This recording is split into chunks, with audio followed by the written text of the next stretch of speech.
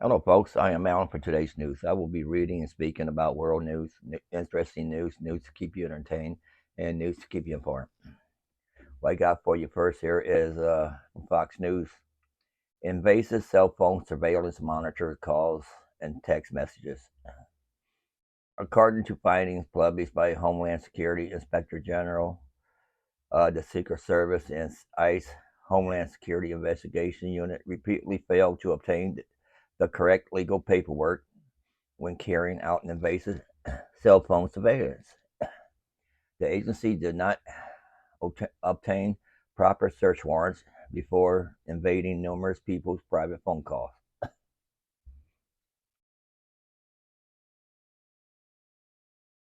Kapari asserts that the Secret Service and ICE did two main things incorrectly.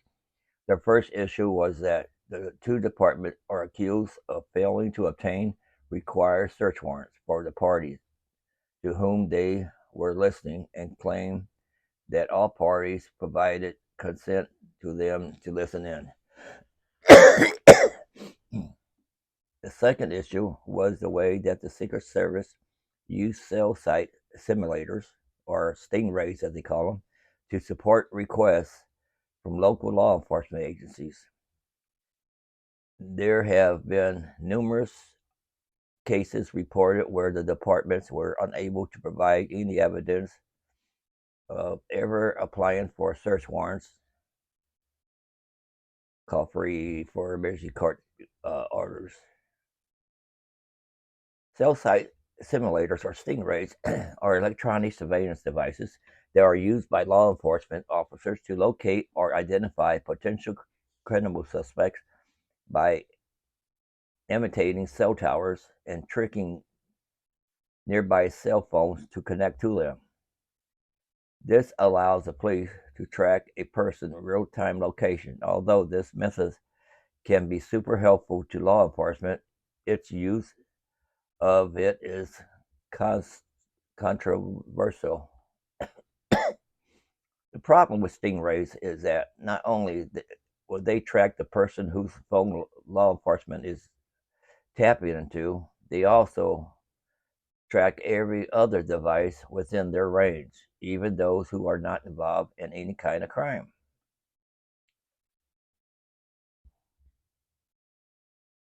Stingrays have historically been developed under very strict non-disclosure agreements, meaning that law enforcement can not even publicly disclose all the knowledge they have how they work. There have been cases where the use of cell site simulators have been challenged in court, with some arguing that they violate Fourth Amendment protection against unreasonable search and seizures. And you can read the rest of this if you like. I heard about those stingray cell towers anyway. Anyway, if you ever get in trouble with the police, you don't want them to follow you, just turn your cell phone off. Is all you got to do. Just turn on just momentary for a short moment, and and if you need to make a call, just shut it right back off and get to move. That's all you got to do. Here's one from the Worst Examiners, like I read to you before. Social Security update: direct payment worth up to $4,055 be sent to millions in 3 days. And this was put out 2 hours ago. Whoever was born all the way, I think, up to the 10th, she already got theirs. If they haven't, I won't know until another week, another 12 days if I get mine or not. So I'm not banking on it, but you're gonna read about this in my description box. I like to read it again. Now here's something from Go Baking Rates. Social Security latest rule could mean bigger payments if it passes. Supplement security income recipients might soon get bigger monthly payments if the Social Security Administration succeeds in pushing through a proposed change in how benefits are calculated. The proposed rule, published on the Federal Register earlier this month, would remove food from the calculation of in-kind support and maintenance, which is unearned income from the form of food in our shelter. Under the proposal, SSI applicants and recipients would no longer need to provide information about their food expenses for the agency to consider in its ISM calculation. Currently, SSI payments are reduced by 1/3 if a person or couple is living in another person's home and getting food and shelter support from that person, according to the SSA. In this case, support is defined as any food, shelter, or both that is given to someone or paid for by someone else.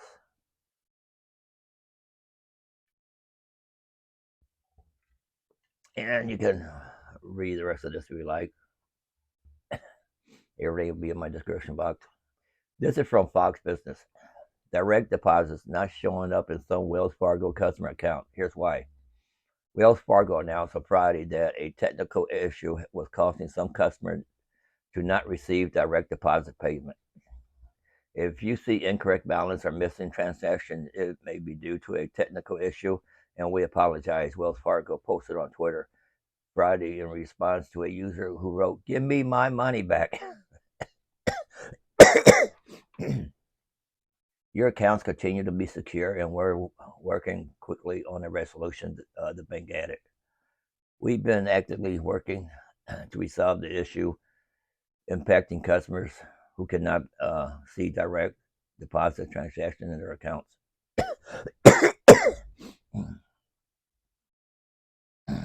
Next one I got for you is from Reuters. North Korea decides on war deterrent measures, KCNA says. This is out of Seoul. North Korea decided to take important practical war deterrence measure at a ruling party meeting presided over by leader Kim Jong-un, whatever it is, state news agency, KCNA said on Sunday. The meeting preceded large joint military exercises by the United States and South Korea that are due to start on Monday. The exercises have angered North Korea. But KCNA said the party discussed and decided on important practical measure in the midst of stepped-up action by the United States and South Korea. It did not provide specific on the measures. And let's go to the next one. Yeah, I read this thing here, and I had to check it out. Let's see if I can back this up here. This is from Cheapism. Home Depot shocks shoppers with surprising new product. It said Home Depot is going green, and not in the way you might expect. According to its website, the home improvement chain has expanded its inventory to include a line of colorful cannabis grinders. From the hydroponics company, reviews indicate that the retailer has been selling the product as early as June 2022.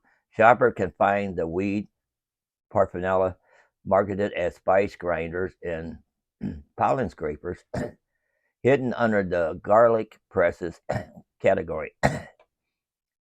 Product photos double down on the spice grinder masquerade. We see someone pulverizing bay leaves into a fine powder alongside a second graphic that informs consumers that they can enjoy the pleasure of cooking, making home herbal recipes and tea. Now, if you look at this, I got one of these I bought at the head shop for marijuana. You can read the rest about that in the description box. And I was wondering about that. I'm on the Home Depot website right now. I'm going to type in herb grinder because I wasn't for sure if it was real. And see, you type in herb grinder and you get this. You can't buy it in the store. You got to buy it online, though. Made by Bible Sun. You can get all color your choice. Not a bad price, though.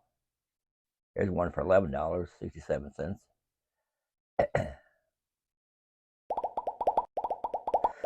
So Home Depot just sell marijuana grinders. What I call it, marijuana. Anyway, let's go to the next one. This is from Smart Asset. What happens to my annuity when I die? You know, like if you win the lottery or something and you die before spending all the money, if you don't take the lump sum. Well, it said annuities can provide lifetime income for retirees that they can continue paying out after the purchaser passes away. If you're married, for example, you may name your spouse as a beneficiary, or if you have an adult children, you may like them to inherit your annuity later. Passing on the annuity can have some tax implication. However, the tax rate on the annuity can depend on who inherits it and how the annuity is structured. So you can pass it on. It says here, find a qualified financial advisor. It doesn't have to be hard. That's a commercial there. If you're ready to be matched with local advisor that can help you achieve your financial goal. Okay, that's an advertisement. An annuity is an insurance contract made between a purchaser called the annuitant and the annuity company. Anyway, you can read the rest of this in my description box. So if you don't take the lump sum, which if I ever win the lottery, which I won't take the lump sum because I want to be paid every year, like a retirement thing with my Social Security. So that's good to know. And this is going to be my last one here. I thought this was interesting. It says masked gunman takes homeowner car keys in driveway. This is just a less than 2 minutes video here. I'm going to play it. About to experience perhaps the worst moment of her long life. As she walks to her garage, a masked gunman runs up. Her scream is chilling. Her 75-year-old husband comes out, and the thug turns the gun on him. A second surveillance camera catches the drama. The punk actually enters the house to get the keys, then drives off in their BMW. Home is where we should feel safe and where we shouldn't have to worry about becoming a victim. The frightening incident is the second to take place in Houston at an open garage. This victim was followed home from work by two punks who held him up at gunpoint after he pulled into his garage. Give me the keys. Okay. Right now, okay. After bungling the robbery, the pair flee empty-handed and jump into a getaway car. Similar driveway crimes have happened across the USA. New Orleans, this armed-to-the-teeth trio swoop in on an unlucky homeowner in his driveway and take off in his pickup. Staten Island, New York, predators pounce on a couple in their driveway. Los Angeles, a mom is robbed by two guys who slip in the gates as she returns home with her child in a stroller. The garage is open. I feel, I'm secure, but I'm not. You're not. I spoke to retired LAPD detective Moses Castillo. You have to have your head on the swivel, look around. And if something doesn't feel right and you see something, then get back inside, call the police. But if worse comes to worse, if they're asking you for your keys to the car or for your money, for your property, give it to them. More than likely, that's all they want, and they'll take off. Tips to help avoid a terrifying ordeal in your driveway.